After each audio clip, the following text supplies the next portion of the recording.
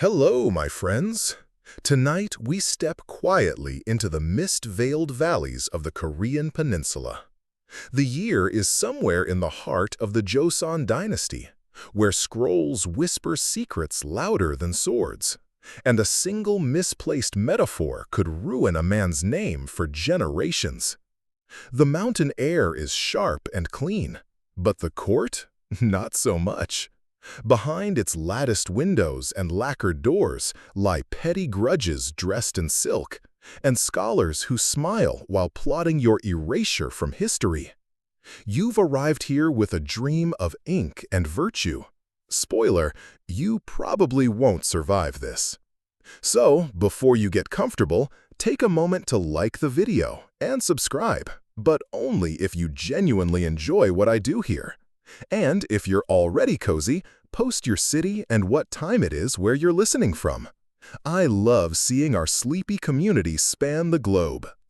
Now, dim the lights, maybe turn on a fan for that soft background hum, and let's ease into tonight's journey together. You trudge up the path toward the capital, Hanyang, past willows that bend in the winter wind. Each footstep crunches on icy gravel, and your scholar's robes swish against your calves like polite ghosts. You're 25, recently passed the lower state exams, and you're clutching a lacquered case of scrolls so tightly that your fingers have left impressions in the wood. Your name has been whispered in study halls and taverns alike, praised for your brushstrokes' elegance, envied for your easy wit. But here's the problem. In the royal court, elegance is a threat, wit is suspicious, and ease? That's practically criminal. At the Ministry of Rights, where learned men argue about Confucian footnotes and who gets the best inkstone, you're greeted not with warmth, but with polite coughs and sidelong glances. They call you the smiling crane behind your back, which sounds lovely until you realize it's meant to suggest you're too slender, too aloof, too clever by half. Your first task is to copy historical scrolls, tedious, ink-heavy, and full of footnotes that no one reads. But even here, there are rules. One brushstroke too fluid, one metaphor too vivid, and suddenly you're not just a scribe, you're a subverter of form. The man in charge, Director Beck, peers at you over his half-moon glasses like he's reading a ghost. He smells faintly of pickled garlic and has not smiled since the Imjin War. He doesn't like how your hanja flows, says it's unorthodox. You try to explain it's influenced by Song Dynasty brushwork. He blinks slowly, as if you've suggested serving beef at a Buddhist shrine. Historians still argue whether this period marked the decline of the scholarly aristocracy or merely its descent into aesthetic pettiness. Either way, Director Beck makes a note in his little black book. You're not sure if it's about your handwriting or your attitude, but the ink looks thicker than usual. At meals, no one sits with you twice. You speak too gently, ask too many questions. One fellow scholar whispers that you hum in your sleep, like a cat dreaming of bells. The servants start leaving your bowls slightly cold. On the third week, you find a haiku tucked into your ink tray. Too many petals. The plum blossom is no rose, nor should it pretend. You don't know who wrote it, but you do know it's not a compliment. Still, you carry on, copying Confucian commentaries, brushing characters until your knuckles ache. You take small joys in your work, the way a loop closes like a curtain, or how the ink pools slightly at the end of a strong downstroke. Your scrolls are cleaner than anyone's. Too clean. One day, while you're fixing a smudge on a page from the Analects, you feel it, a presence. A hush, like the room itself has taken a breath. A small slip of paper flutters down onto your scroll. You look up, no one nearby. The note reads, "Even the purest ink must be washed away before judgment is made." You look around. The hallway is empty. Mainstream fact? The Joseon bureaucracy valued aesthetic calligraphy almost as much as clarity. Quillsmanship was political. A badly written letter could stall a law for months. A beautiful one might bend a judge's heart. Quirky tidbit? There was once a courtier who spent 3 years practicing brushstrokes on lotus leaves because he believed paper dulled his spirit. You? You just want to survive long enough to finish this scroll. But the ink is drying fast, and Director Beck is watching from the shadows again. The next morning, your ink feels heavier. Not literally, though with how thick and slow it moves in this cold, it might as well be honey, but spiritually. Like every stroke has weight beyond its mark. You try to ignore the note from yesterday.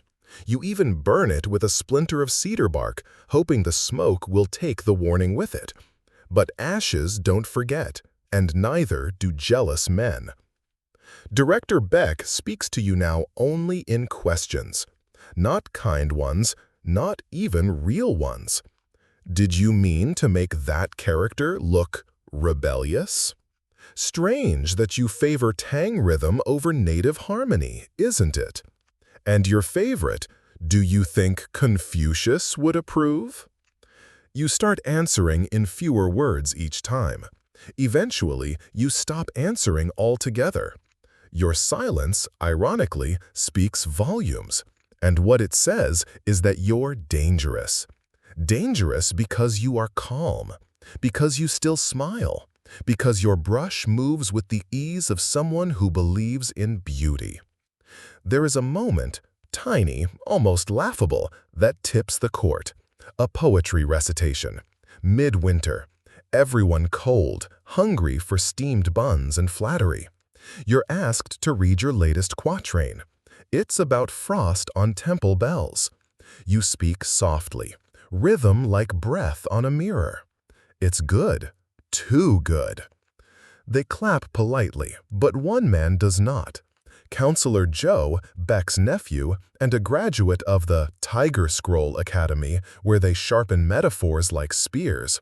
He rises, sniffs, and says, "It's a pretty little thing, but perhaps a bit too wistful. One wonders what the young scholar mourns." A laugh, tight, brittle, circles the room. You feel it latch onto your collarbone like a claw. You bow, say nothing, and sit. But now there's a whisper that you're mourning the kingdom, that your poem is subtext for dissent, that your frost might not be frost but metaphorical chill, against the throne, against Confucian ideals, against propriety. Historians still debate whether this was the moment your downfall began, or whether the traps had already been laid before you ever wrote a word. The next day, your calligraphy samples disappear from the public display wall. Your name is no longer read aloud at the morning praise session. Your ink is replaced with a brand that runs too wet. Petty, yes, but deadly. Imagine trying to write on silk with a leaky pen and no paper towel in sight. You adapt, of course. You're the kind who does. You write slower, with more pressure. But even then, too much grace. And someone mutters, "You're trying to seduce the brush." One evening, while walking home past a shrine to King Sejong, you find a slip of paper pinned under a stone. Your own poem, with annotations in blood-red ink. Each line questioned, each metaphor corrected. The signature? A red seal stamped with the character for rectify. Joe. You take a long breath and bow to the shrine, not to ask for help, but to say goodbye to comfort. From now on, you speak less, listen more. Learn the rhythm of silent halls and louder ink. You know the court is a place where men die by accidents of interpretation. And then comes the snow. It always snows on the day someone decides to destroy your life. Not because nature cares, but because it makes everything look falsely clean. You arrive at the hall of appointments to find a crowd. Your name is posted, crossed out, a note pinned beside it, reassigned. Not to a monastery or even the lower courts, but to the archives of the Ninth Library, a place known mostly for dust and rumors, haunted scrolls, moldy shelves, and a head librarian who hasn't spoken in 6 years. You pack your things. No one helps. Your desk is cleared before you're even out the door. On your way down the hallway, someone whispers behind a fan, "The crane fell." Quirky tidbit? There were real punishment posts in Joseon, Korea designed to humiliate. One scribe was assigned to document chicken deaths for 10 years because he angered a minister's wife with an offhand metaphor about feathered obedience. You arrive at the Ninth Library. It is, predictably, cold, dim, and smells like mildew and failed ambition. Your room has no fireplace. Your ink freezes overnight. The scrolls crack if you unroll them too quickly. But it is quiet. And in the quiet, you find something else. A misfiled scroll. It isn't supposed to be here. It's sealed with black wax, a style banned after a rebellion 3 kings ago. You break it open. The poem inside makes your spine tingle. It's unsigned, rhythmic like yours, melancholy, brilliant, and dated exactly 100 years before you were born. You smile. Even frost remembers its pattern. But somewhere in the library shadows, Director Beck's man is watching. And he does not smile. You begin to understand that the Ninth Library isn't a punishment. It's a trap with calligraphy on the walls. Each morning, you descend the narrow steps with a cup of cold barley tea, the kind that tastes like regret. The air smells of foxglove and mildew, and the records stretch endlessly, wrapped in silk, stuffed in pigeonholes carved before your grandfather was born. There are shelves labeled Imperial Announcements, Sunken Affairs, Misk Ghost Prayers. That last one might be a joke, but you're afraid to ask. Most scrolls are mundane, rice tax records, temple donations, irrigation permits. But you notice a pattern. Some scrolls are coded, intentionally misfiled, full of strange flourishes, metaphors that don't quite sit right. And then there's your scroll, the one you found behind the sealed cubby. You start visiting it, not reading, memorizing. Its cadence crawls into your dreams. It ends with a line that shouldn't make sense. Even ink drowns if the well is jealous. You know exactly what that means. Director Bake sends no messages, but the ink provided to you each week gets thinner. One day, it smells faintly of vinegar. You switch to pine soot and glue of your own making, brewed at midnight in secret. The head librarian still doesn't speak, but he hums. Old Joseon court hymns. You hum back. One day, he leaves you a rice cake. No note, just cake. You bow in return. Some things are understood in silence. You spend your nights rewriting the forbidden poem, testing slight variations, measuring breath between syllables. You compare it to the king's own writings, hidden in the private echoes drawer, which you shouldn't know exists. But you've read everything else. Curiosity finds its way into the deepest folds. Historians still argue whether libraries like this one were really meant for storage or surveillance, places where scholars were put to either discover forbidden knowledge or be erased by it. On the 43rd day, you find another slip in your cubby. No handwriting, just a pressed moth, perfectly preserved, dipped in ink. A warning. Someone knows what you've been reading. At breakfast, your barley tea tastes sweeter than usual.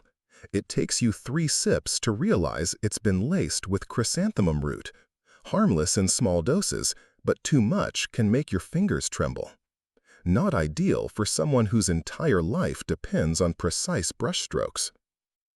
You set the brush down, look around. The other scribes pretend not to see, but one, young, nervous, always rewriting his own name, glances up and mouths, "Run." You don't. Because if you run now, the ink wins. Instead, you write. Not with obedience, but with fire. You compose a scroll, not a complaint, not even a defense, just truth, hidden in metaphor.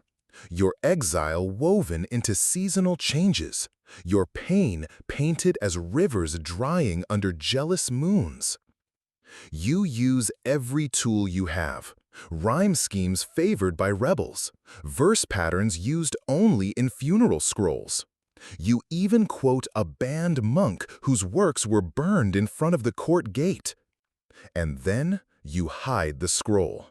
Not under your bed, not in a wall crack. You paste it, strip by strip, onto a blank decoy scroll about pond irrigation. Carefully, seamlessly, the illusion perfect.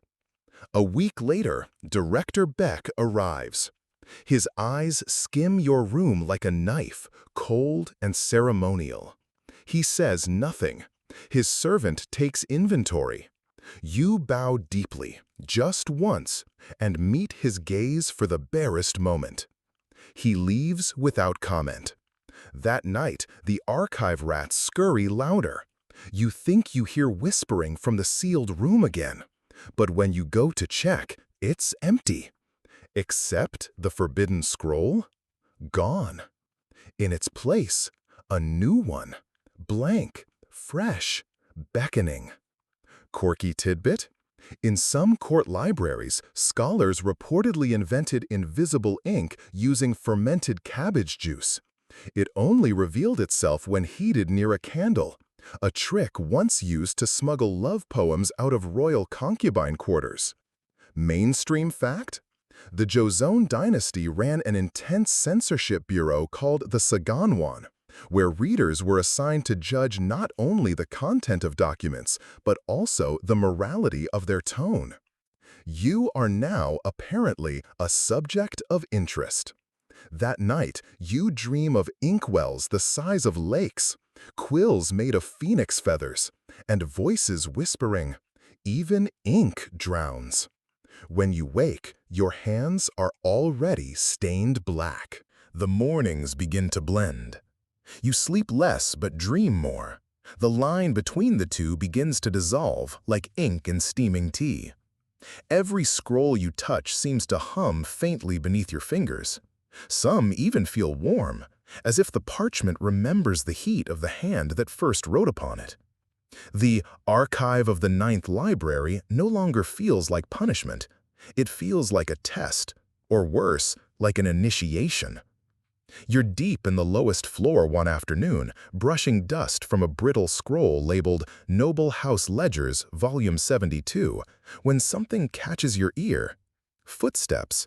Not the slow shuffling of scribes or the hesitant tiptoe of couriers. These are measured, confident, soft but certain. You wait, and then you hear it, the delicate rustle of silk. A woman's voice, low, like wind curling around a lantern. You wrote about the moon. You turn. She's veiled, not the gauzy kind of veil used in mourning, but the heavier court fabric, stitched with a pattern of falling wisteria. Her posture is perfect, her hands gloved, but the voice, that's the kind of voice that can rearrange a man's future. "I read your river scroll," she says. "Underneath the irrigation lies something braver." You try to answer, but your tongue folds in on itself. She steps closer. "I want you to write something for me, a eulogy, for someone who isn't dead yet." You blink. Not the weirdest request you've heard this month, still unsettling. "Who?" you finally manage. She doesn't answer. Instead, she sets a small scroll on the desk. sealed with wax bearing the imperial lotus, only used by two types of people, the royal family or those who pretend to be. Write as if the world ended politely, she says, as if death were a tea guest. And just like that, she's gone. No footsteps on the way out. You check the scroll. Blank. Historians still argue whether women of the royal court engaged in anonymous literary correspondence with scholars in exile. Some claim entire romances, uprisings, and appointments were conducted via veiled verses slipped into court record boxes. You don't know if she's a court noble, a ghost, or a very committed prankster. But the next day, you begin to write. You pen elegies without names, praise songs with endings that never resolve. You write of autumn leaves that forget how to fall, of lanterns still waiting to be lit. You embed riddles inside haikus and acrostics that spell out questions you dare not ask aloud. And she answers, not in person, but in brushstrokes. Small annotations begin to appear in the margins of your scrolls. Tiny additions in a different hand, always in cinnabar ink. You don't tell anyone. You don't need to. The entire library knows. You are being courted. Not with roses, with riddles. Until, one evening, the game ends. A scroll arrives in your box, sealed not with wax, but with pressed snowberries. Inside is a list of names, and at the very bottom, yours. With one word beside it, eliminated. No pretense, no poetic phrasing, just a bureaucratic death sentence dressed up as a bookkeeping note. You don't go home that night. You sleep behind the scroll stacks, curled beneath the obsolete treaties section, your breath fogging in the candlelight. The next day, they come for you. Not soldiers, not assassins. Just two quiet men in brown robes. No names, no insignias. One holds a small wooden box, the other a scroll. They bow. Then they read.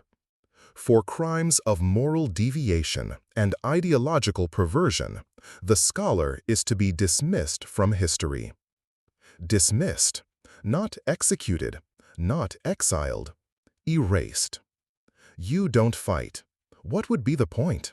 This is Joseon, Korea. A raised voice is proof of guilt. They bring you to a secluded garden behind the court. It's winter. The trees are bare. The sky is the color of wet silk. There, beneath a mound of dirt, lies an empty stone coffin, waiting. Your breath catches. You ask, just once, if you can bring a scroll. The taller man nods. You choose the one with the eulogy you never titled. And then they seal you in. No prayers.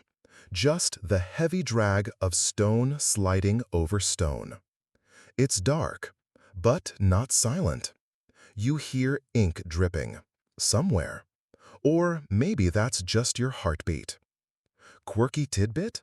Some Korean tombs included writing tools in the burial, based on the belief that the dead may be called upon to complete unfinished duties, even in the afterlife. Mainstream fact. Political purges during the Joseon dynasty often involved erasure, where names were struck from family records and official annals, as though the person never lived. You lie there, breath shallow, and realize you are not yet dead, just inconvenient, and very, very alone. You count time by the echo of your own breath. At first, the stone feels final, cold, unforgiving, certain. But then, something shifts. Not in the coffin, but in you. Time loses its edges. The concept of days becomes vague, soft around the corners. Light doesn't visit here, but your thoughts do. In fact, they become louder than ever. You recite old poems aloud just to hear a voice, your own. You murmur lines from the Analects, from Taoist parables, even from marketplace riddles you half remember from childhood. The bamboo stylus you were allowed to keep, it becomes your companion. You tap it on the coffin's side, counting out rhythms. You sketch imaginary characters in the air above your chest. You carve poems into the inner lid with trembling hands. It's dark, but the words still exist, somewhere. After what feels like 100 years compressed into a few days, your mind begins playing tricks. Or maybe it's truth whispering through madness. You dream vividly. A room of scrolls opens up inside your chest. You can read them only when you close your eyes. The poem you hid in the irrigation scroll reappears, but this time the river flows backward. A fox offers you a brush tipped with starlight. A voice, hers, asks, "Are you ready to rewrite yourself?" You wake with your heart pounding and the taste of old ink in your mouth. Then, one evening, or perhaps morning, you feel a vibration. Not imagined, real. The ground, a tremor. Something outside is moving. And then, a sound. Scratch, pause, scratch. You still your breath. Again, scratch. And then, impossibly, you hear a word.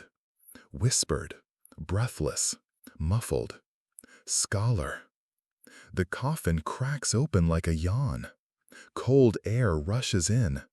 You gasp as if taking your first breath again. A hand reaches in, gloved, familiar. She's here.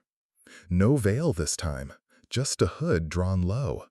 Her voice is steady, her eyes sharp. "You weren't supposed to die," she says, "only disappear." You stare at her, unsure what to say. "I lied," she continues. "It wasn't a eulogy, it was a key." And then you realize, your scroll, the one you wrote as a funeral dirge without a corpse. She planted it in the royal records, as a test, as a beacon. You try to rise, your legs don't agree. So she helps you, lifting you like parchment from a box. You emerge not into a palace courtyard or a forested mountain trail, but a dim stone tunnel beneath the archives. Lanterns flicker along the walls. The air is thick with mold and something older, like history itself has been sweating down here. "You've been missing for 6 days," she says. "They think you're dead. Let them." You laugh once, dry, papery. Then follow her. Historians still argue whether secret tunnels beneath the royal archives actually existed. Some say they were built for emperors to escape assassination. Others claim they were just drainage channels that scribes used as hiding spots during political purges. Either way, this one is real, and it leads you somewhere stranger still. She takes you into a small stone chamber. There are scrolls here, yes, but also things scrolls shouldn't hold. Feathers, bones, paper cuttings shaped like animals, a jar of soot-black water labeled dream ink. She kneels, opens a chest. Inside, dozens of your writings. Not copies, the originals. "You weren't just being watched," she says. "You were being collected." Quirky tidbit? There were secret literary societies in late Joseon Korea that operated as both salons and shadow governments. They debated through verse, appointed anonymous ministers of metaphor, and once issued a death sentence via riddle. You sit, finally. Your body aches, but your mind? Sharp as ever. She lights a candle. The flame is blue. "You're not erased," she says. "You're invisible. And that, my friend, is the only way to tell the truth anymore." She hands you a brush. "Now, write something dangerous." You hesitate. Not from fear, though there's plenty of that, but from the sheer absurdity of it. 6 days ago, you were a mid-level scholar with too many opinions about metaphor. Now, you're sitting underground beside a veiled woman holding a jar labeled Dream Ink, being told to write something dangerous. You dip the brush. The ink clings strangely, heavier than expected. Not sticky, dense, as if each drop holds 100 secrets waiting to fall into the wrong ear. You draw a line across the parchment, and it dries before your hand finishes the stroke. No smudge, no bleed, just permanence. You whisper, "What is this?" She replies without looking up, "Collected soot from confession lanterns in the Hall of Echoes, mixed with crushed nightshade and the ash of disputed edicts." Right, of course it is. You smile despite yourself. You write a short verse. Simple. A mountain, a well, a heron who forgets his own reflection. She reads it, tilts her head. "It's good," she says. "Too safe." You frown. It's not meant to provoke. That's the problem. She lights another candle, this one green. "Let me tell you a story," she begins, and her voice slows into rhythm. "Once, there was a court poet so beloved that his words were carved into the palace floor. When he died, they couldn't remove them, so they built a second floor on top. That way, no one would have to see the truth, but they could still feel it under their feet." You nod, and now it's your turn to be the floor. You realize then, this isn't about poetry. It's about subversion, smuggling reality into metaphor, telling people what they already know but aren't allowed to say. So you write again. This time, you don't hold back. You describe the court as a river full of mirrors, the ministers as fish who don't know they're drowning, the king as a lantern afraid of moths. You hide these lines in the framework of an innocent ode to harvest. She reads it, smiles. "Now that," she whispers, "will get someone exiled." Mainstream fact.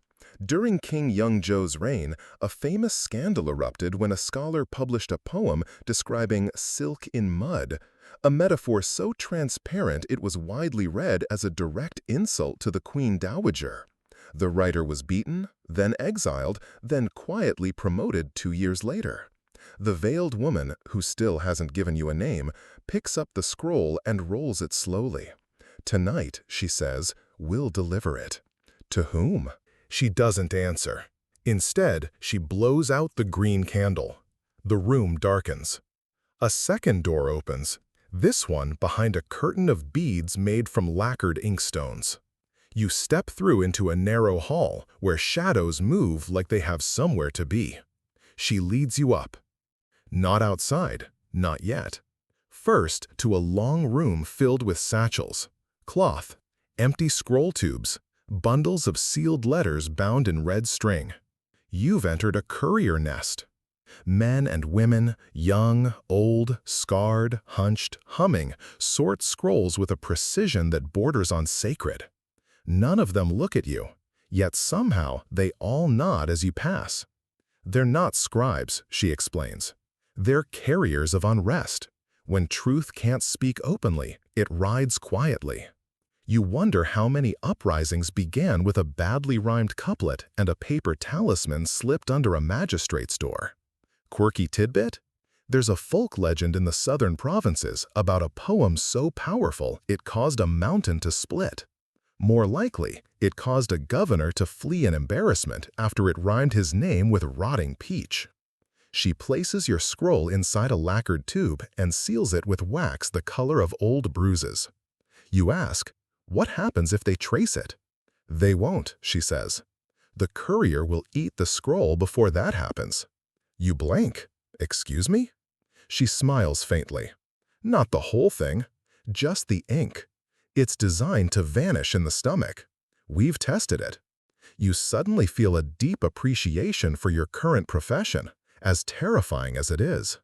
Later that night, you exit into the city for the first time in days. But not as yourself. Your robes are now gray, plain, and dusted with dried ink shavings. Your hair is tied in the style of an apprentice scribe. Your gait slower, slightly uneven. You're handed a walking stick with a hidden compartment full of fake citations. You're given a name, Choi Baek-soo. Baek-soo, Whitewater Scholar. A name for someone who never stays long. Where am I going, you ask? She simply says, follow the lanterns. And so you do. You walk into the sleeping capital, past stalls selling sesame cakes and fermented radish, past paper doors with trembling candlelight behind them, past a temple bell that hasn't rung in weeks. And at every third intersection, a lantern, painted not red, but black. You follow them, to where your scroll waits to be read, or swallowed, or both. Either way, you're no longer buried. You're moving. And that's the most dangerous thing of all. The moon is a silver coin tonight, half spent, barely enough light to see the outline of your own doubts. Still, the black lanterns guide you, bobbing slightly in the breeze, hung in places where only the forgotten tend to look, behind butcher stalls, under bridge rails, from the eaves of abandoned tea houses. You reach the final one. It flickers once, then dies. A man in mourning robes steps out of the shadows. His sleeves are too long for practicality, his beard cut in mourning fashion, uneven, sparse. He doesn't introduce himself, just gestures toward a ladder descending into what looks like a dry well. Your scroll is already moving, he says. Now, let's discuss your replacement. You descend. The chamber below smells of damp soil and bamboo vinegar. On the walls, more scrolls, hundreds. Some written on silk, others on paper, one carved into a sheet of flattened lotus leaf. They are unmarked, anonymous, sacred. He pours you tea from a pot shaped like a sleeping dragon. The brew is bitter, tinged with orange peel and something colder. You sit. He speaks. You died, officially. A modest funeral. 2 monks, 1 scroll of condolence from the Court of Rights. Beck signed it himself. Thoughtful of him, you mutter. They even assigned your former quarters to a new scholar. Poor boy writes like a mule trying to dance. You sip the tea. It does not comfort you. What happens now, you ask? Now, the man says, you become useful. And so begins your second life. They call it the network, but that's not quite right. It's more like a choir, a slow-breathing, paper-laced, rhythm-bound choir of scribes, monks, couriers, retired ministers, and exiled poets who believe one thing, that truth spoken plainly dies quickly, but truth written artfully might just survive. Your job? To write scrolls so layered in symbolism and old references that they pass through censors unnoticed, even as they whisper rebellion into the ears of the literate. You start simple. A tribute poem to an unnamed tree that's lost its leaves for 10 winters in a row, meant for a royal concubine rumored to be locked away after refusing the king's touch. A moral fable about a lion who shaves his own mane to enter a fox council, destined for a general who doubts his allies. A children's lullaby, written in such a specific regional dialect that it can only be sung in one village, and only there does it make perfect sense as a military warning. Historians still argue whether this scroll rebellion actually shaped policy or was merely the passive resistance of idealists. But in your world, it feels like power, quiet, dangerous, heavy in the ink. One day, a courier arrives soaked in rain. She hands you a scroll with no greeting. It reads, "They are preparing to unseal your coffin." You laugh. A dry, surprised, slightly hysterical sound. You forgot about your body. Or rather, the idea of it. Apparently, someone at the Court of Rights suspects your burial may have been symbolic, too clean, too fast. There are murmurs that your death was convenient, that maybe, just maybe, the crane didn't fall. He flew sideways. You ask the man in mourning, "What happens if they dig it up?" He shrugs. "Depends. Did you leave a decoy?" You stare at him. He stares back. Quirky tidbit: in some rural parts of Joseon, Korea, scholars who fell out of favor would stage mock funerals to escape their obligations, hoping that bureaucrats wouldn't question a man already given offerings of rice cakes and black beans. You rush to your former quarters the next night, in disguise, of course. The building is sealed, but not well. You pry the shutters. Inside, the floor is swept, the desk bare. A candle stub remains where your old inkpot sat. You light it. Behind the panel where you once hid rice cakes from mice, you find it. A second scroll. One you wrote absent-mindedly during your first week in exile. Nothing rebellious, just observations. A day in the life of a ghost. It reads, "I am not dead. I am just quieter than the rest." It'll do. You leave it in the empty coffin. Let the diggers find it. Let them argue whether it's a confession, a metaphor, or a fabrication. You return to the chamber under the well. The veiled woman is waiting. Still hooded, still composed. "You visited your past," she says. You nod. "I had to." Did it help? No. She doesn't laugh, but she almost smiles. Then she places a fresh scroll in front of you. "This one's urgent," she says. "A minister is about to declare martial silence in the eastern provinces. We need to warn the river towns." You flex your fingers. Dip your brush. The ink is thick tonight. So are your thoughts. And outside, somewhere beneath the lanterns, the capital sleeps uneasily. Sleep becomes a luxury you no longer afford. Instead, you rest in fragments, between poems, behind candlelight, beside scrolls that breathe heavier than people do. When you close your eyes, it's not to dream, but to remember. You recall the contours of words, the angles of hidden meanings, the echo of brushstrokes pressed just hard enough to bleed through the back of the page. The message for the river towns takes you all night to compose. You write it as a harvest hymn, lines about rainfall and fish, the soil's reluctance to yield, and how stones forget what crushing means until the boots return.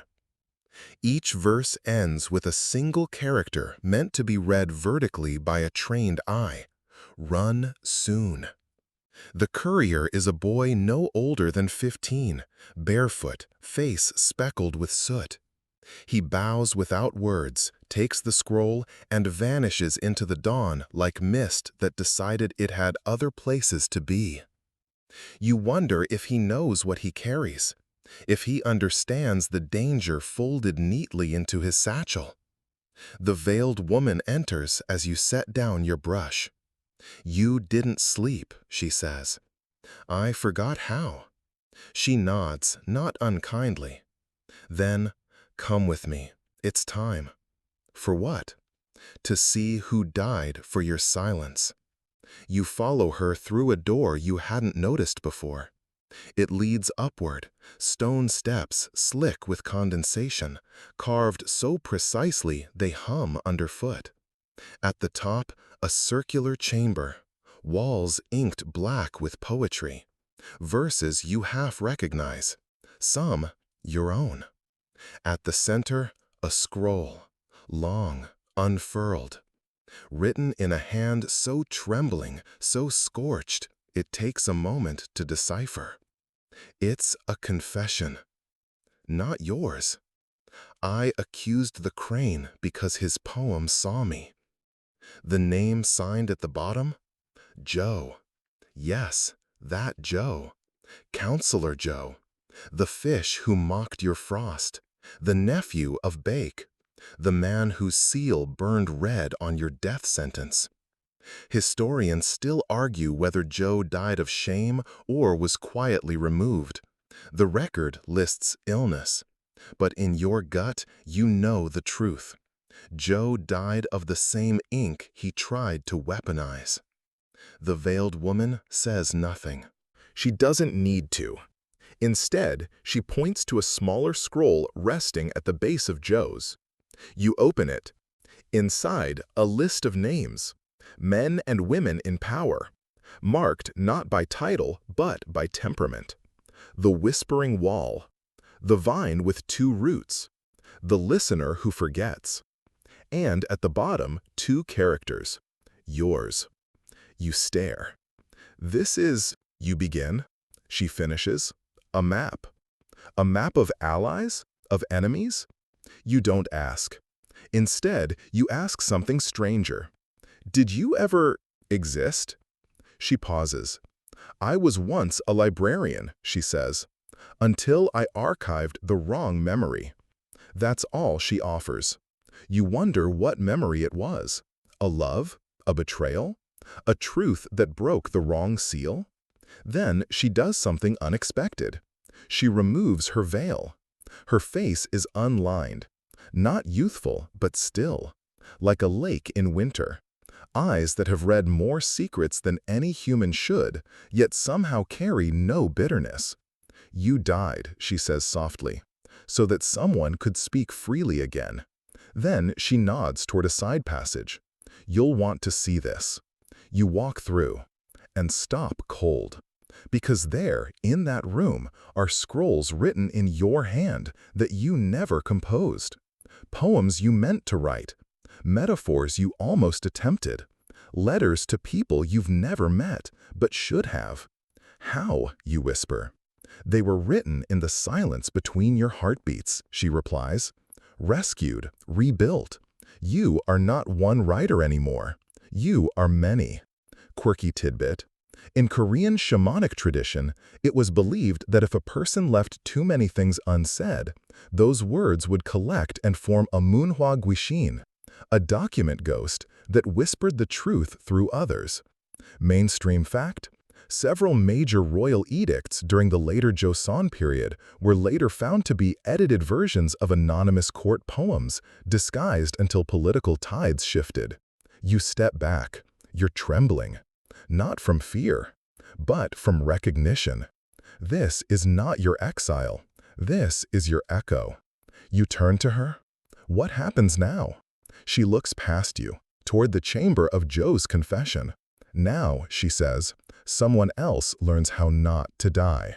You're given 3 days to disappear again.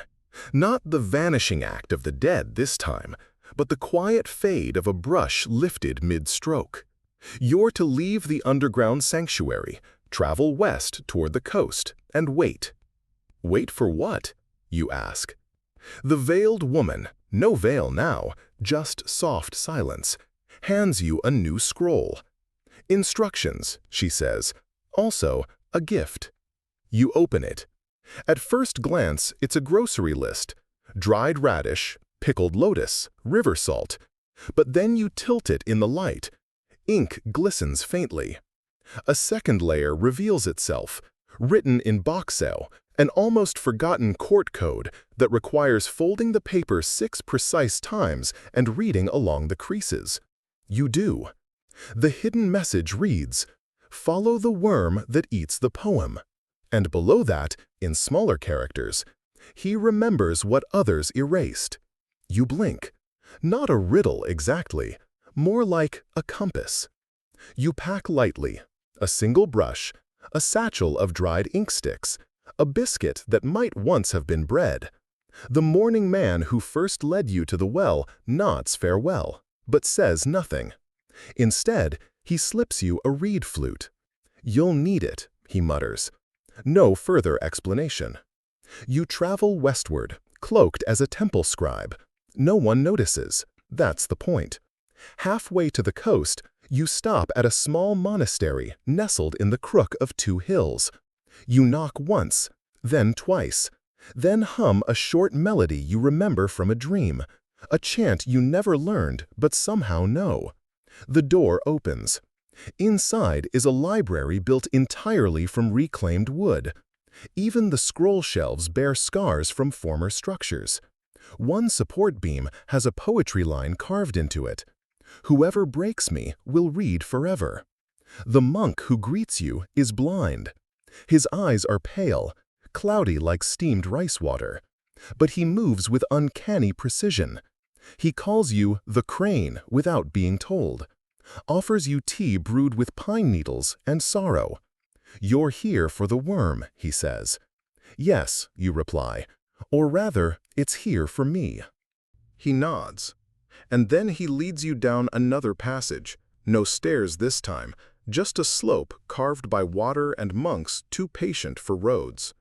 At the end is a single scroll. Rotting. Literally.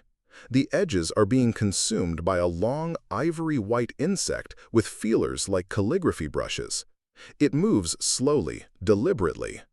You watch in horror as it chews through a line of poetry. But then, astonishingly, it spits it back out. In perfect form. On the floor, in ink. The worm rewrites. The blind monk chuckles at your expression. They say it was born from a librarian's final wish, to preserve every truth eaten by time. You kneel. The worm crawls over your hand. It's weightless, warm. You feel your fingers twitch, not in pain, but in impulse, the urge to write. The monk brings you a sheet of bamboo paper. Write what it remembers. And so you do. The scroll that follows is not one you compose exactly, more one you recover, a memory pressed into your palm, a poem lost centuries ago. It speaks of a river trial, a false witness, and a minister whose lies were protected by a rainstorm that erased every confession inked onto stone.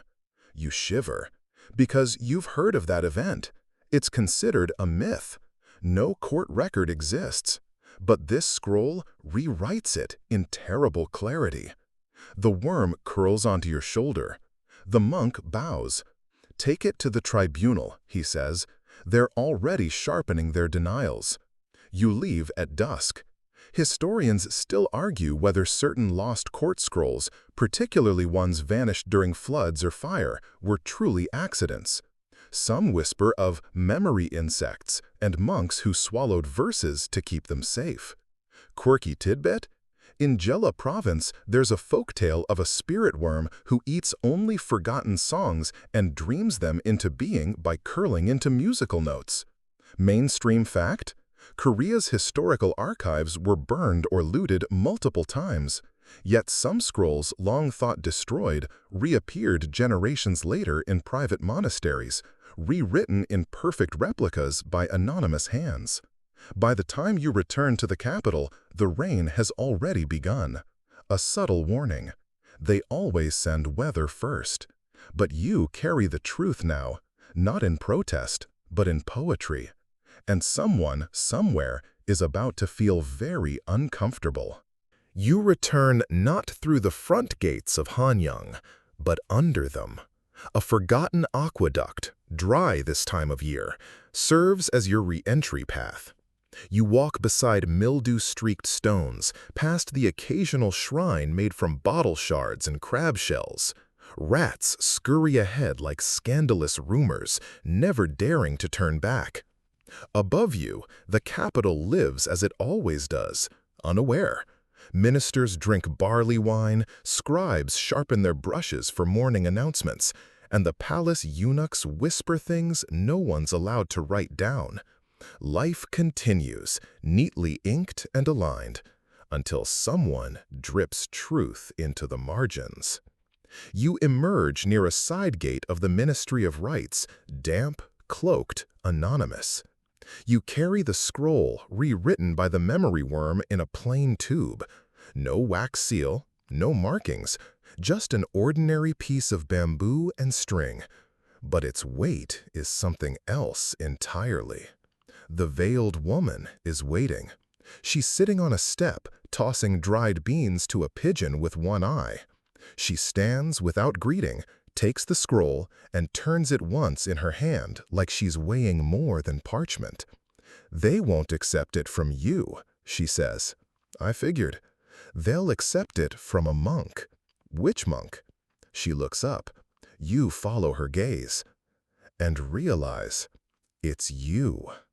In 10 minutes, you're shaved, robed, and handed a prayer wheel filled not with chants, but coded names. You bow like someone raised in mountain silence and walk through the tribunal gates with slow, reverent steps. Inside, the court is preparing for what they call the Whispering Audit, a review of unsolved discrepancies in royal chronicles. Normally, this would be a snooze fest of rice quotas and miscounted scrolls. But today, something is different. The presiding auditor is a man known only as Speaker North. No one knows his real name. He never writes. He listens. And when he does, bad things happen to liars. You step into the circular chamber. 10 other monks already seated, real or otherwise. The air is heavy with incense and judgment. Your scroll is offered in silence. Speaker North breaks protocol and opens it himself. He reads aloud. His voice is steady, too steady. You know what part he's reached when his fingers pause slightly, just a tremble, as the scroll reveals what the worm remembered. The erased confession, the rainfall, the stone tablet washed clean of guilt. Whispers ripple through the chamber. One auditor coughs. Another removes their hat in sudden discomfort. Then Speaker North folds the scroll, slowly, thoughtfully, and says nothing. Historians still debate whether that tribunal meeting ever happened. Official records show only that a planned audit was canceled due to weather and that one auditor retired the next day. But in the weeks that followed, at least 3 ministers were reassigned to postings so distant they were essentially ghosted. Later that night, in a temple tucked between 2 ginkgo trees, you meet the blind monk again. He's seated on the floor, carving a riddle into a piece of driftwood. "You told the truth," he says, not turning. "I didn't," you reply. "The worm did." He smiles. Same thing. He reaches into his sleeve and hands you a scroll. It's blank. "I want you to write something," he says. "No tricks, no codes, just you." You hesitate. After all this time, after exile, burial, whispers, riddles, and resurrection, you've nearly forgotten how to write plainly. Still, you unroll the scroll, dip the brush. You write, "I was meant to die. Instead, I wrote." Then, in smaller characters, "They couldn't erase me, so they rephrased me." He laughs gently. "Keep going." And so you do. A poem unfolds, not to reveal, but to remember.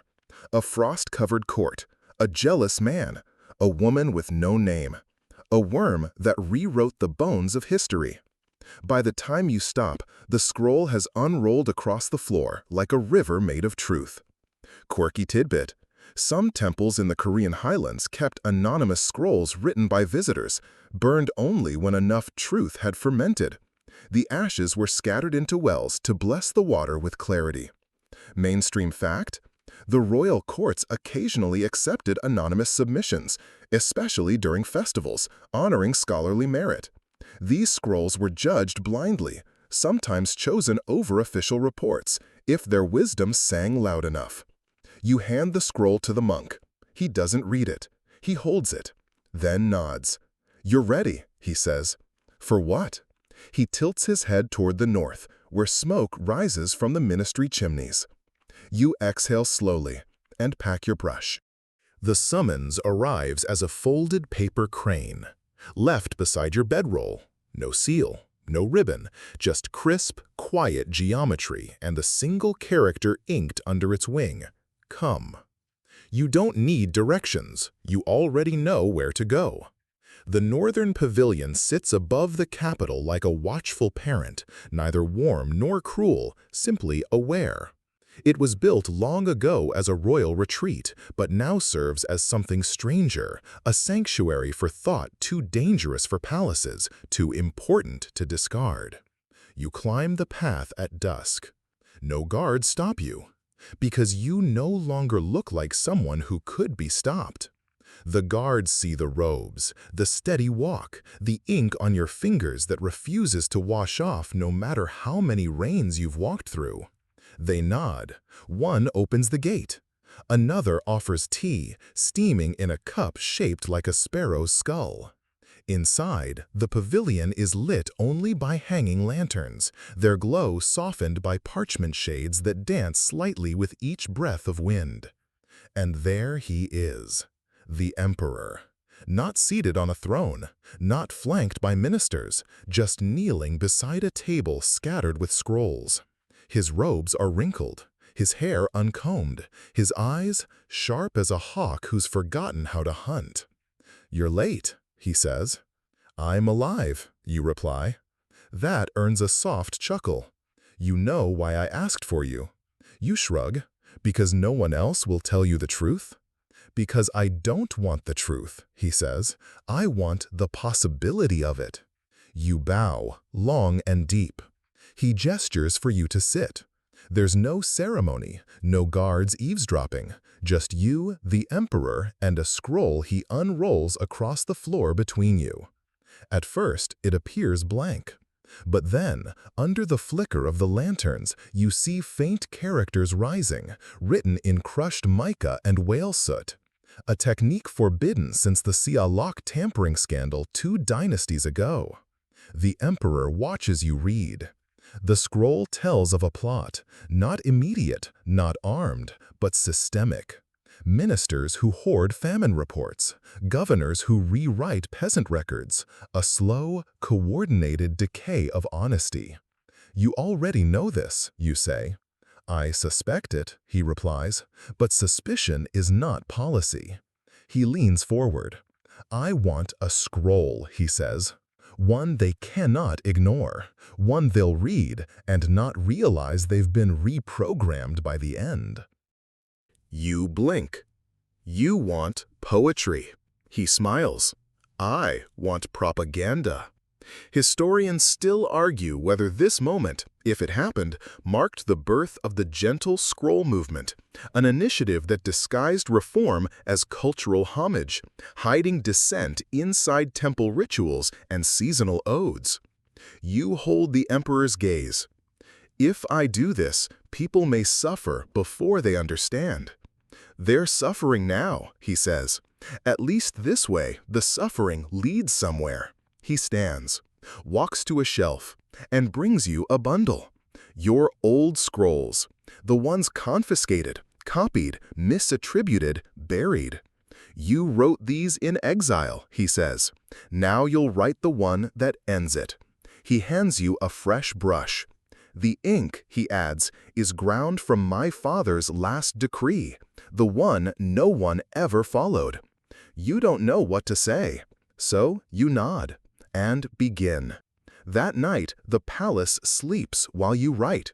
You build verses like scaffolding, frame each stanza with a virtue, hide a rebellion inside a proverb, paint sorrow as seasonal, injustice as a storm that will pass, if the people open their windows and look. Each line is laced with melody, but anchored in fact. You craft a villain with no name but many faces, a metaphorical illness that drinks silence like tea. You write of a cure, not a sword, not a law, but a mirror. You end the scroll with one final line. "A kingdom that forgets its ink will remember its fire." At dawn, you hand it to the emperor. He reads it once, then again. He closes his eyes. "I've been emperor for 14 years, he whispers, "and this is the first time I feel like I said something real." He bows. "To you." Quirky tidbit? There is one known case in the annals of the Joseon dynasty where an emperor bowed to a commoner poet. No name is given, only the phrase, "the one who returned from death." Mainstream fact? Royal edicts were sometimes sung aloud in public squares to ensure memorability. The most effective ones were written in poetic rhythm, even when announcing new taxes. As the sun climbs the sky, the emperor turns to you one last time. "Tell no one," he says. "Not yet." You nod, because now your scroll will do the speaking. You leave the pavilion with the dawn bleeding gold across the city's rooftops. In your hand, a sealed tube bearing no emblem, just twine and a crimson knot tied in the shape of a question mark.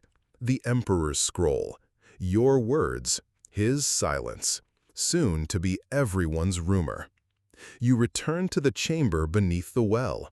The veiled woman is waiting, this time beside a brazier that smells faintly of pine resin and orange peel. She doesn't speak, just opens her palm. You place the tube there gently, like it might bite. She turns it slowly, feels the knot, nods. "You used rhythm," she says. 6-beat cadence, alternating chiasmus. "Good," she replies. "It'll reach the old men before their tea cools." Then she places it inside a folded bundle of cloth, ties it, lights a red candle. A courier appears from the shadows, the same boy who once carried your scroll to the river towns. Only now he walks straighter, older, with boots. He salutes. No words exchanged. He disappears. Gone. You are empty. Relieved, but trembling. You wonder, will the ministers laugh? Will they even read it? Will they understand before the metaphor becomes action? Then the veiled woman asks you something no one has asked in months. What do you want? You pause. I want to write something useless. She tilts her head. Useless? You nod. A love poem, a prayer to a plum blossom, a list of stars I've never seen, something with no agenda. She smiles faintly. That means you've survived. You spend that night in silence, writing for no one, a single sheet about a heron who forgets how to fly and learns to dance instead. The next day, a storm hits the capital. The scroll, your scroll, is read aloud in the outer court of the Ministry of Rights. Not because it's been approved, because it's been misfiled, hidden inside an agricultural report. Some poor scribe opens it in front of 10 board officials, expecting weather statistics. Instead, he reads, "The mirror is cracked, but the reflection still speaks." By the third line, no one dares interrupt.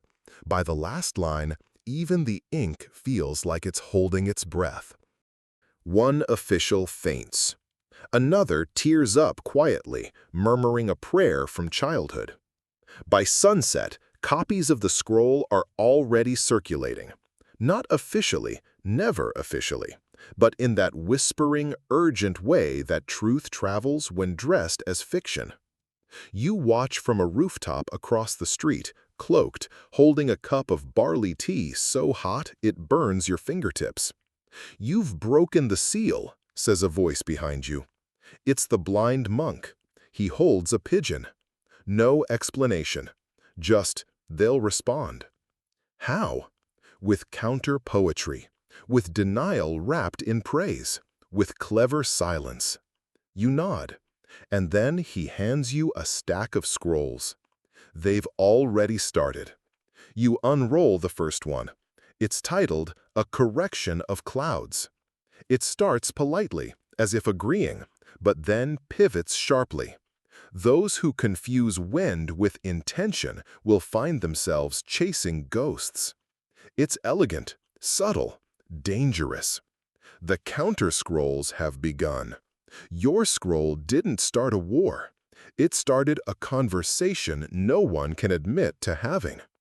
Historians still argue whether this scroll duel actually occurred, or if it was a later literary invention to explain policy shifts that had no formal declaration. But here you are, in the middle of it. And as the moon rises over Hanyang, more scrolls arrive. Some praise you, some attack. One compares your metaphor of mirrors and fire to the inconsistent ripeness of pears from the royal orchard, an insult so barbed, so absurd, that you laugh for the first time in days. Quirky tidbit? In the later Joseon era, debates between scholars were often conducted via poetry battles, called munjang daijen, sometimes taking weeks to resolve. Some scrolls ended in self-deprecating puns as a way to concede without losing face. Mainstream fact? Anonymous edicts and responses formed a crucial part of policy debate within the court, especially in times of factional division. When one couldn't speak with authority, one wrote with elegance. You roll the scrolls up. Add a line of your own to the margins. A storm is not an argument. It's a rhythm you must dance with. Then you hand it back to the monk and say, "Send it," because now the scrolls walk, and you've become their shadow. The scrolls ripple across the capital like a silent wave. Not loud, not fast, but steady, folded into laundry bundles, slipped between recipe books, inked onto the backs of market notices. They travel not on roads, but along habits. Habits of readers, of copyists, of people who still believe paper can carry more weight than steel. And then the responses change. They become sharper, less metaphor, more muscle. You receive one sealed in gray wax, a tone reserved for mourning and once for executions. The script is tight, practiced, familiar. Director Beck. The crane's shadow must return to ground, he writes. Flight is admirable, but shadows cast doubt. It's not a threat, not openly, but it's a leash. A reminder that he remembers your real name, that he still lives in the same city, sharpening his silence. The veiled woman reads over your shoulder. He wants you visible, she says. To discredit me? To remind people shadows don't lead, they only follow. You nod, and then decide to do something unthinkable. You walk into a court reading, not in disguise, not with forged documents, but with your real name.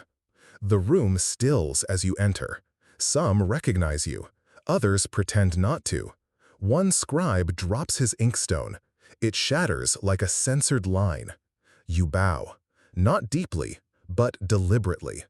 And then you speak, not with metaphor, with memory. You recall your first scroll, the frost poem, the whispered insults, the fake eulogy, the coffin, the worm.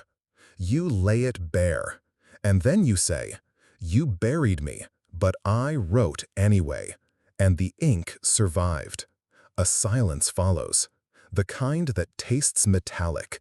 Then from the back, a voice, high, reedy, scared. Who gave you permission to speak? You look toward the minister of records, and you say, "No one." That's why it mattered. Historians still argue whether this confrontation occurred. Some say the records from that week are too clean, too scrubbed to be real. Others claim a later edict, called the Scrolls of Tempered Voice, was issued in direct response to a public testimony too powerful to erase. The court adjourns.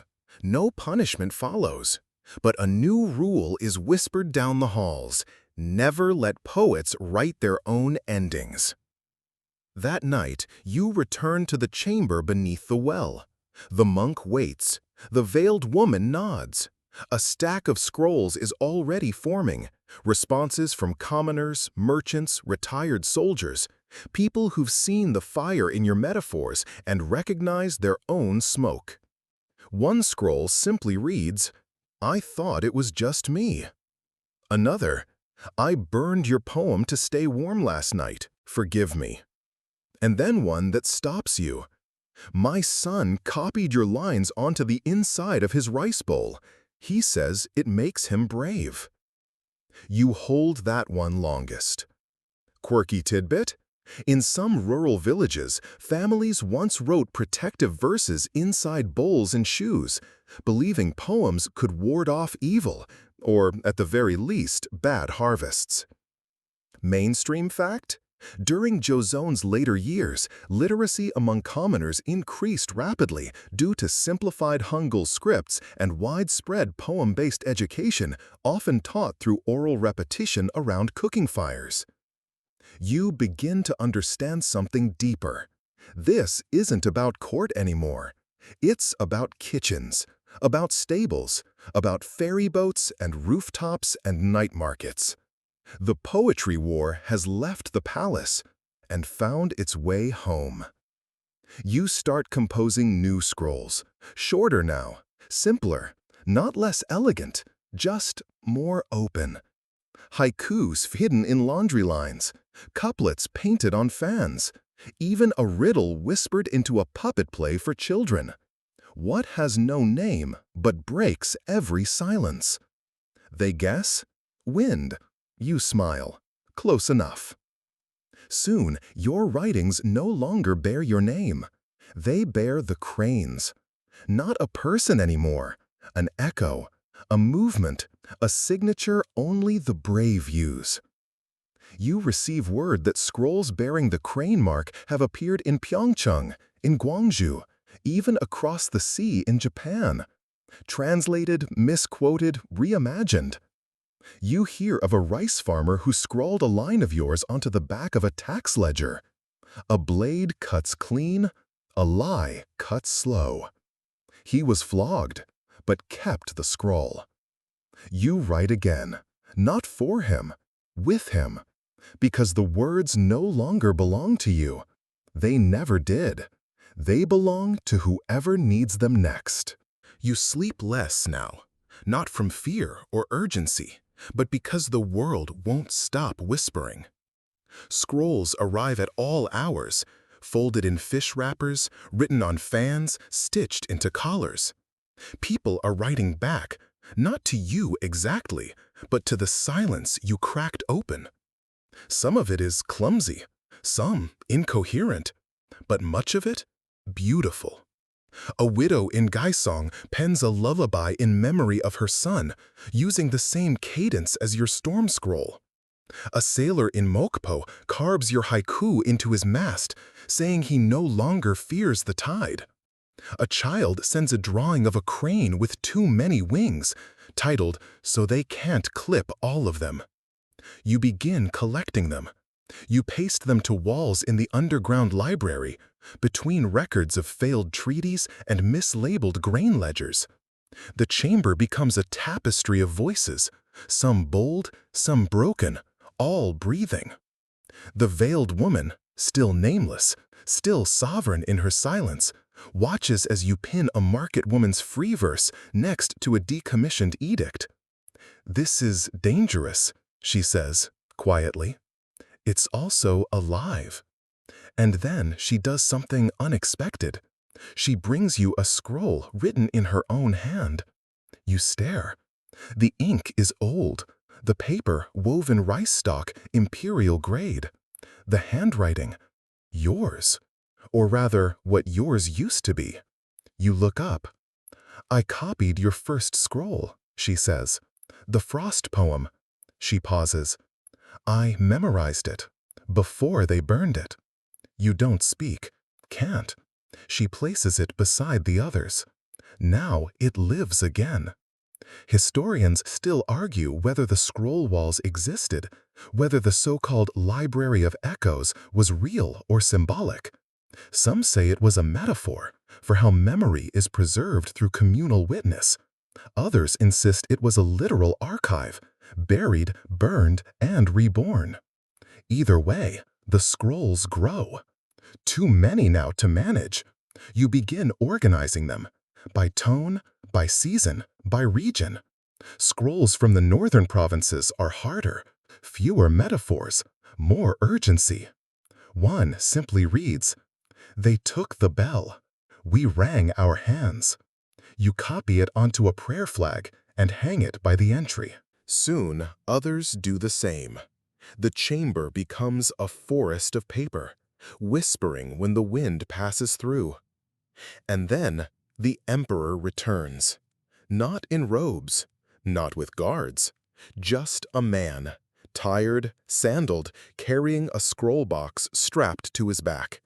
He bows, not to you this time, but to the scrolls. "I've come to listen," he says. You give him space. He reads for hours, into the evening, past midnight. He sits on the cold stone floor and traces each line with his finger. When he finishes, he speaks without turning. "We rule by edict," he says. "But these are oaths." And then he opens his own scroll box. Inside, a decree, unwritten, unsigned. He holds out his brush. "I need your help." Quirky tidbit.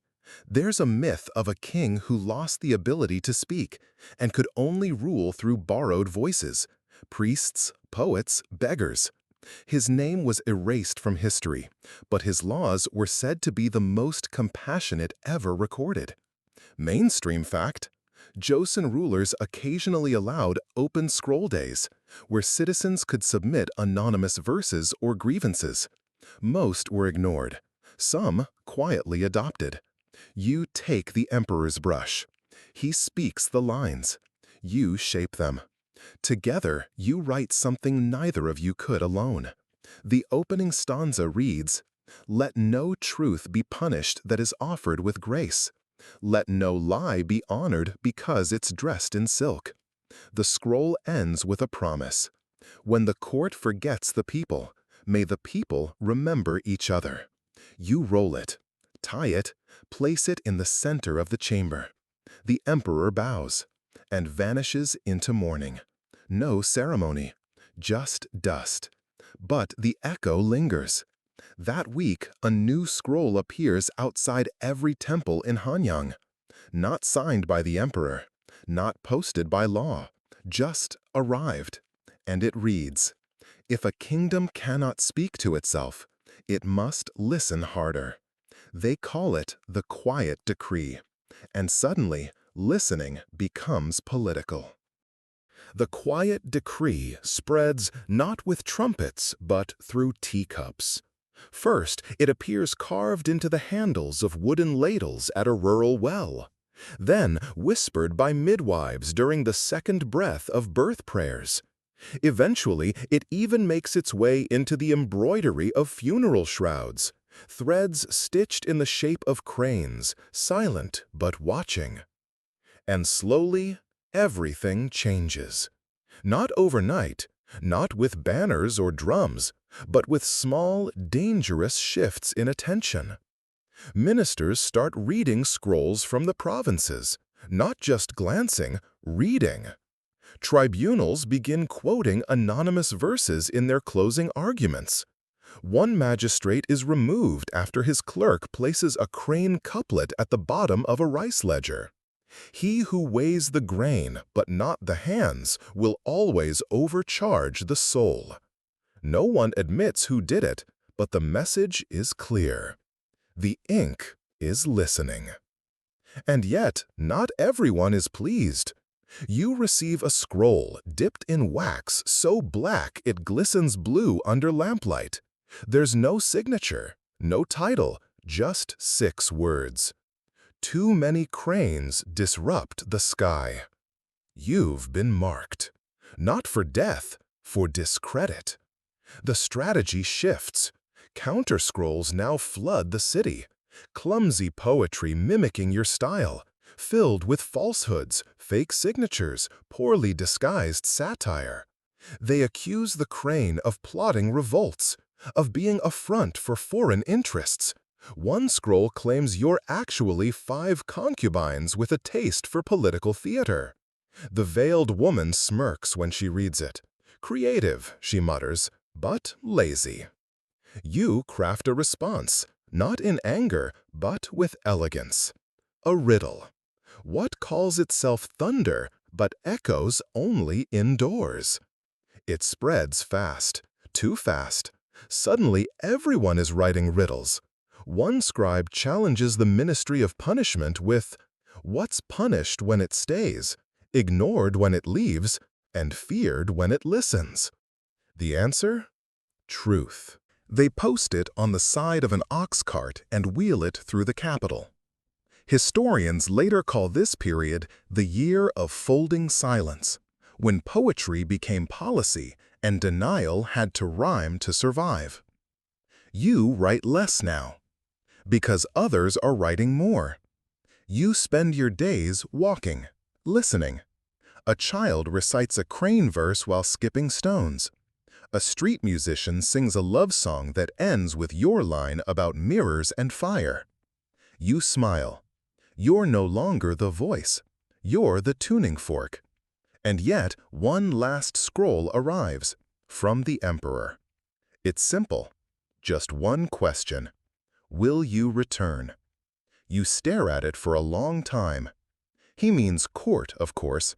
He means robes and protocol, meetings and nods, seating charts and measured breaths. But he also means responsibility. You write back, not with an answer, with a map.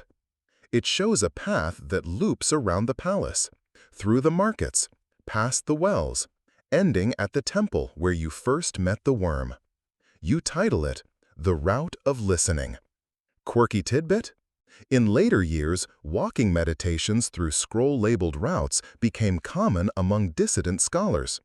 Some claimed that each step carried the rhythm of the poem, grounding it into the soil for the next generation. Mainstream fact? Late Joseon monarchs often used metaphoric routes in ceremonial processions, paths designed to suggest intention, reflect humility, or signal shifts in court ideology. Sometimes the road was the message. Weeks later, the emperor walks that path, alone. No fanfare. Just him, his shadow, and a court scribe scribbling to keep up. The people notice, bow, say nothing. But that night, a new scroll appears in the ministry courtyard. Your hand didn't write it, but your voice is unmistakable. When a throne learns to walk, a kingdom learns to breathe. The ministers stare at it, then at each other, and say nothing. Because now words mean more than approval. They mean accountability. The city breathes differently now. It's not louder, not yet, but the silence has changed. It no longer feels like censorship. It feels like someone listening on purpose, pausing before speaking, weighing each phrase like it might sprout wings. You return to the chamber beneath the well for what may be the last time. The scrolls are still there, not curated anymore, just living. New ones are layered over old ones, edges frayed, corners torn from being held and reread.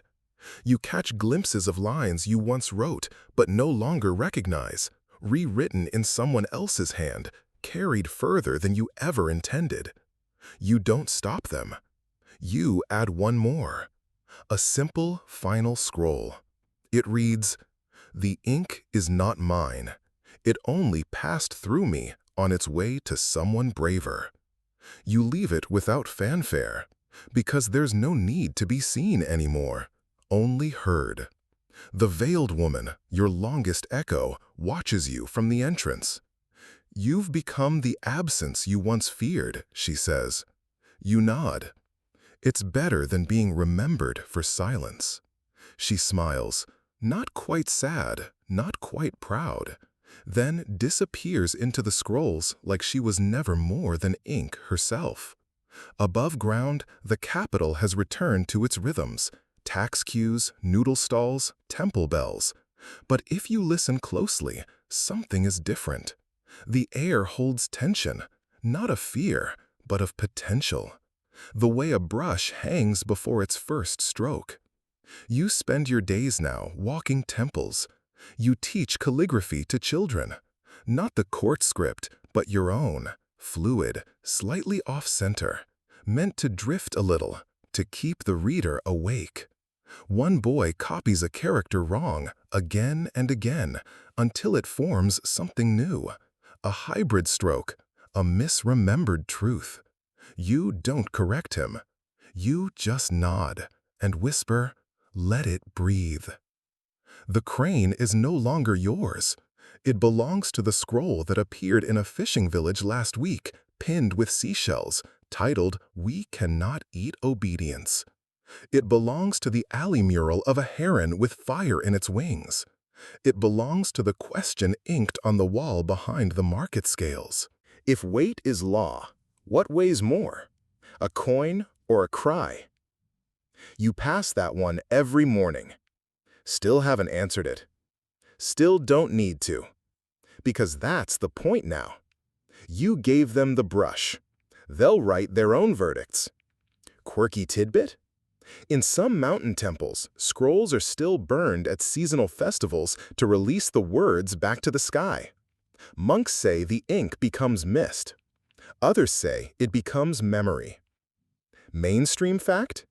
In 19th century Korea, poetic literacy reached unexpected heights among farmers and potters. Entire regions preserved local history only through scroll song, passed down like lullabies. And so, as the wind turns colder, you sit beneath a ginkgo tree that's begun to yellow. You unroll a fresh sheet. No agenda, no audience, just paper, a soft brush, and the last rays of evening. You write, "Some truths must be buried so they can grow roots and come back wearing blossoms." Then you let the page go. It lifts, catches the breeze, and drifts gently into the dusk. You don't chase it. You don't need to. The ink has learned how to walk on its own. Let's pause here, my friend. Take a deep breath, longer this time. Let your chest rise with all that tension you didn't know you were holding. And slowly release. Let the words of tonight fall behind you like petals from a scroll that's finally finished speaking. You've just wandered through a different kind of history. Not the kind carved into monuments or recited on state anniversaries, but the kind that hides in forgotten ink, slips between court records, and blooms quietly in the hands of people brave enough to write. Close your eyes now, if they're not already half closed. Picture that blind monk still carving verses into driftwood. Imagine a city that listens harder than it speaks. Feel the cool stone beneath your feet in that chamber of living scrolls, each one breathing, gently, as if asleep. Maybe you're carrying something too. A line, an image, a whisper of rhythm that stayed with you. That's good. Let it echo. Let it curl around your dreams like silk that remembers warmth. You don't need to understand every metaphor or catch every reference. You only need to rest in the current of the story, to let it hush the waking mind, to let it remind you that not every truth shouts. Some just whisper. So sleep now. Let the brush still. The ink can wait. Good night. End of script. Sweet dreams.